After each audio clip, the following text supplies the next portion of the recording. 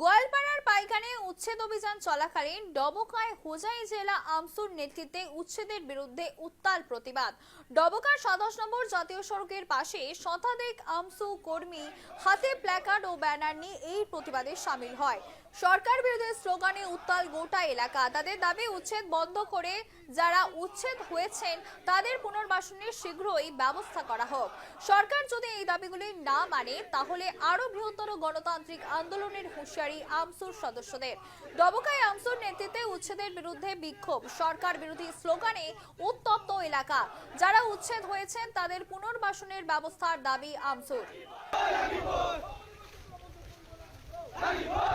ডবকায় আমসুর নেতৃত্বে উচ্ছেদের প্রতিবাদ মিছিল, সরকার বিরোধী স্লোগানে উত্তপ্ত এলাকা।